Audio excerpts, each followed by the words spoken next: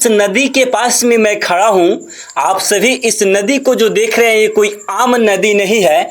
आखिर आप सभी सोच रहे हैं कि मैं इस नदी को क्यों दिखा रहा हूं, तो मैं आप सभी से बता दूं, लगभग 14-15 दिन पहले यही वो त्रिशूली नदी है जहां दो बसें आपस में टकराती है और एक बस 65 यात्री समेत इस त्रिशूली नदी में गिर जाती है।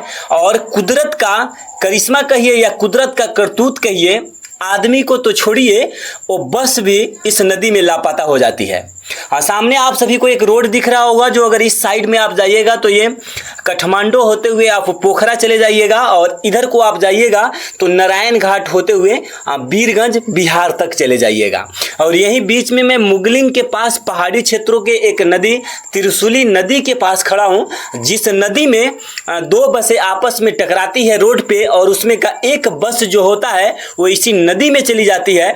और इस नदी में चले जाने के बाद में लगभग आज 15 दिन हो गया है। हालांकि बारी बारी से जो एनडीआरएफ की टीम है, आप सभी को दिख रहा होगा, एसटीएफ की टीम है, लगातार मेहनत जो है वो कर रही है, पर अभी तक जितना प्रयास इन लोगों को हुआ है उन्होंने अपने प्रयास के दम पर किया है। बट मैं आप सभी को एक बड़ी खबर बता दूं कि यात्रियों को छोड़िए, जो ये बस है वो बस भी इस नदी में गुम हो गई है।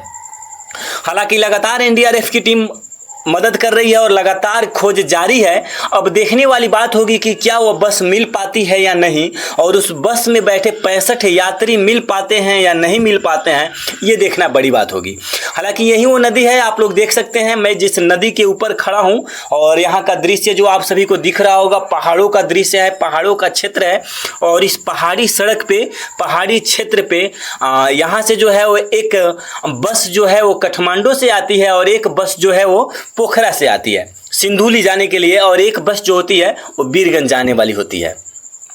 और जो दोनों बसें होती है वो आपस, एक बस वीरगंज से काठमांडू के लिए जाती है और एक पोखरा से सिंधुली के लिए जाती है, और दोनों बसें आपस में टकरा जाती है। और टक्कर इस कदर होता है कि एक जो बस है वो पूरे यात्री समेत उस नदी में चली जाती है, जो नदी आप सभी के सामने दिख रहा होगा।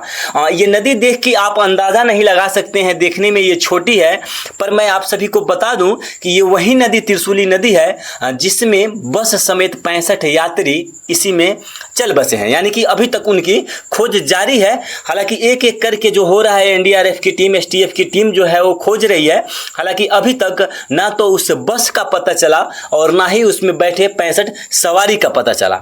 और जिसमें जो घटना हुई, जो वीरगंज से काठमांडू के लिए बस जा रही थी, उसमें जो घटना हुई और जितने भी लोग उसमें मिले उन सबको जो है वो परिवार वालों को सौंप दिया गया और उनका जो है वो दाह संस्कार हो गया।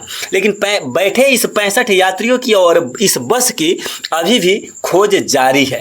अब देखने वाली बात होगी कि आखिर ये बस मिलती है और उसमें बैठे सवार व्यक्ति मिल पाते हैं लोग या नहीं मिल पाते हैं लोग। हालांकि आप लोग अंदाज़ा लगा सकते हैं कि जो भी लोग हैं अगर 15 दिन से लापता है तो जिंदा तो मिल नहीं सकते, पर मृत्यु ही मिलते हैं या नहीं मिलते हैं, ये देखने वाली बात होगी। चलिए बाकी मिलते हैं नेक्स्ट वीडियो में। अभी के लिए